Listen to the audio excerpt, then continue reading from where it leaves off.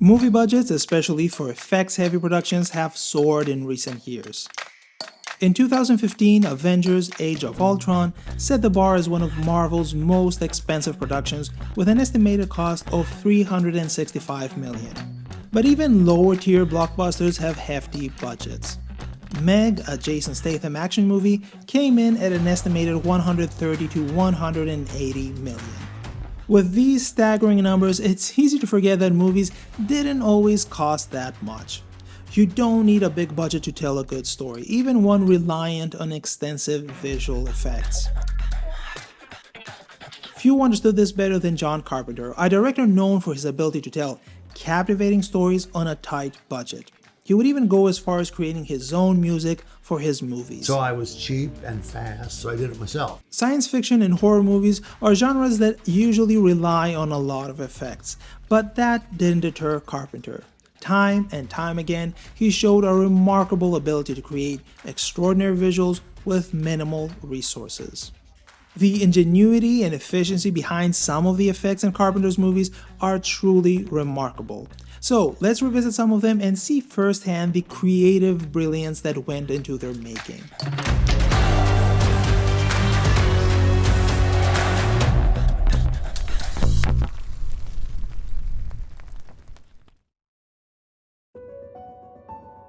Carpenter learned how to work with shoestring budgets very early on in his career. Halloween, for example, was done for just $325,000, and it ended up making more than $70 million. These tight budgets pushed Carpenter and his VFX team to find some ingenious ways to create complex-looking effects out of really simple ingredients. And no movie is a better example of that than Escape from New York.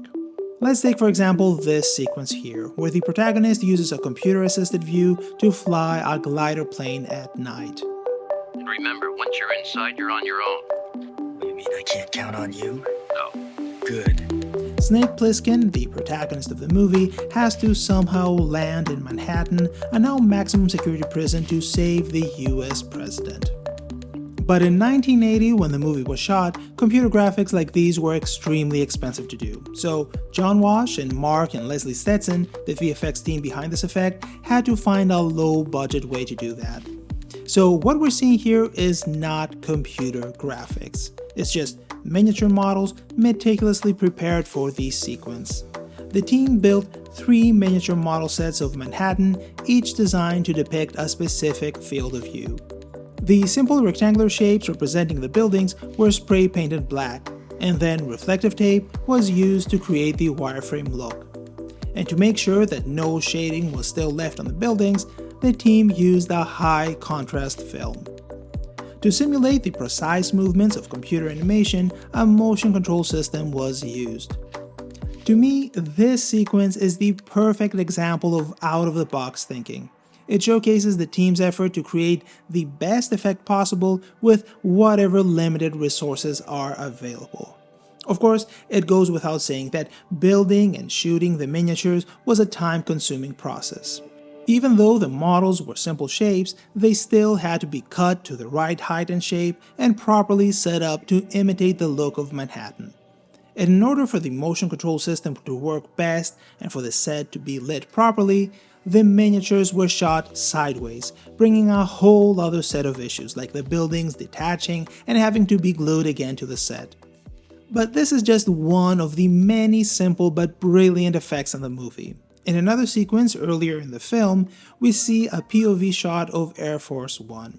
It's another sequence using miniatures, but what's of interest here is how the water effect was created. What we see in the movie is nothing but the studio's floor. There's no water involved at all. We noticed that the pattern that was on the floor that had been done by the people who laid the concrete made this fine little ripple pattern.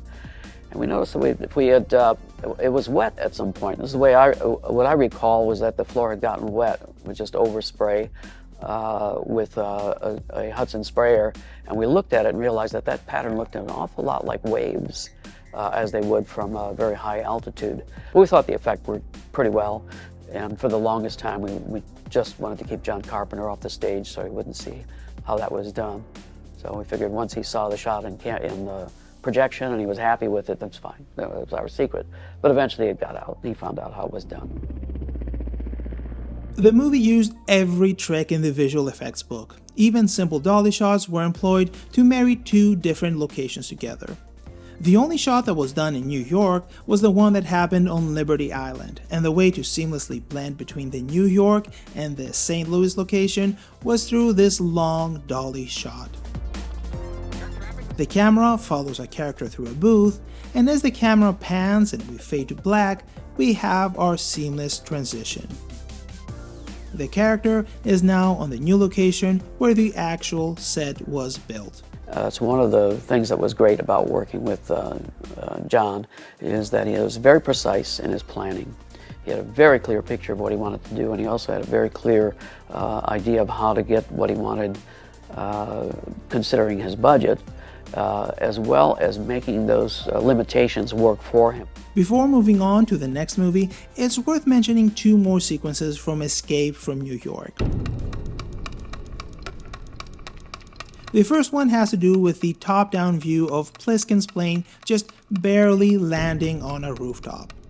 The plane is a model sitting on a model rooftop, and the rest of the building is a photograph. The VFX team had to light the scene in such a way as to not have the plane cast shadows onto the photograph. And the last effect I would like to mention has to do with one of the many sequences James Cameron worked on. Yes, that James Cameron. It was a mad shot for what was supposed to be Central Park, where helicopters drop food to the prisoners. The live action was shot in San Fernando Valley, so Cameron had to paint a New York City skyline on a piece of glass right on set. It's a simple effect shot that absolutely helps sell the effect of an abandoned New York.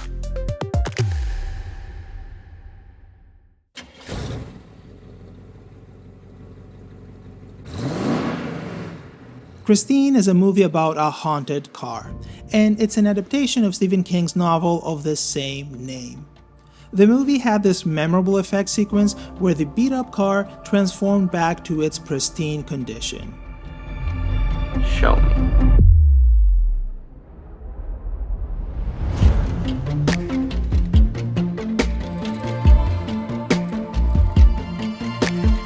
Watching the transformation take place feels like the car is actually repairing itself, but it's nothing more than reversed footage.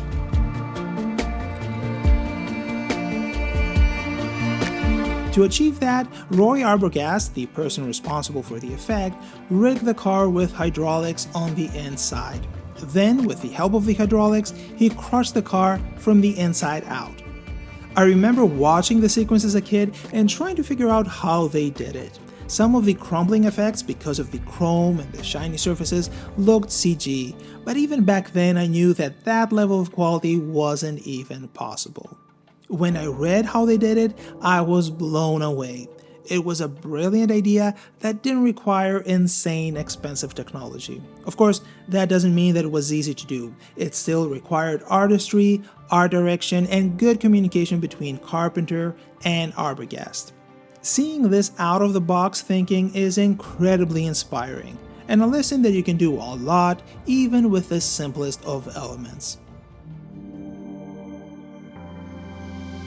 Memoirs of an Invisible Man is a bit of an oddity. It has a lead, Chevy Chase, who is known for his comedic roles, but here he is playing it straight, or at least he's trying to. The movie also can't decide what it wants to be. It's a comedy, a noir action film, and a romantic movie all rolled into one. Couple that with a less than stellar marketing campaign, and it's no surprise that the movie didn't perform that well in the box office.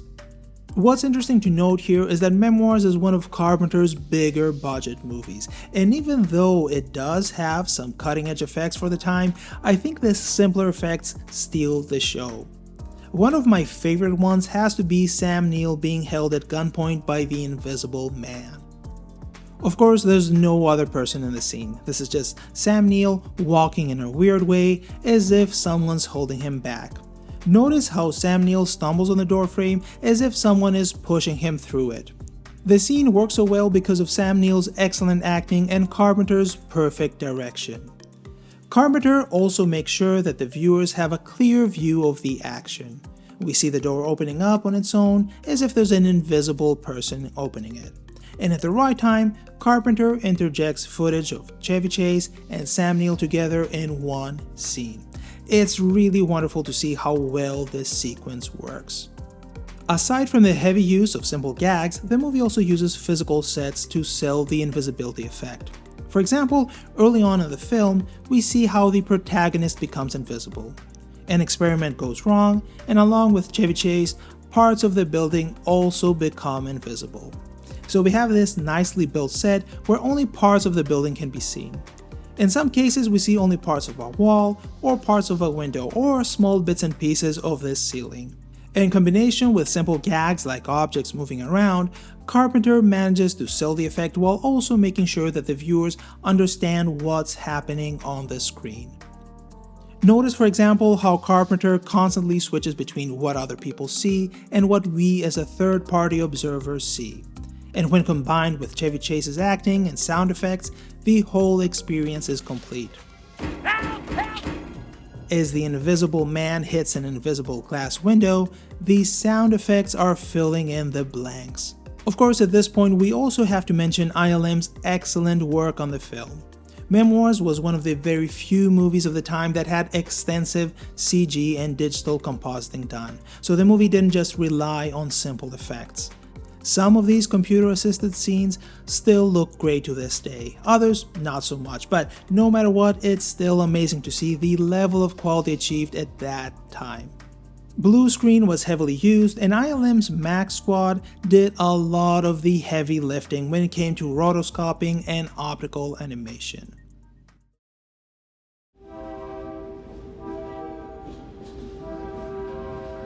The movie They Live is the definition of simple but effective visual effects.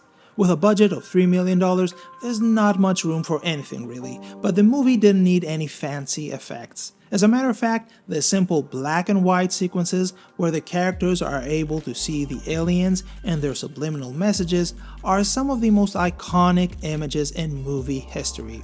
They even became the inspiration for Shepard Fairey's Obey Giant artwork. The subliminal messages were mostly done with matte paintings, but even though this is a straightforward effect, it ended up being a much more involved process due to this CinemaScope aspect ratio. So a special front had to be built for the camera in order to split the image into two halves, a left and right non-squeezed versions. Then, through a series of projections and rephotographing of the effect with an anamorphic lens, the final shot was complete. And of course, who could forget the creepy aliens secretly taking over the world? These were nothing more than a mask usually worn by the stunt coordinator. Realizes all the aliens, all of them, are played by the same person. Jeff Amata, our stunt coordinator. He played the women, he played the men, he played everybody. He could fit in the mask and he was absolutely perfect.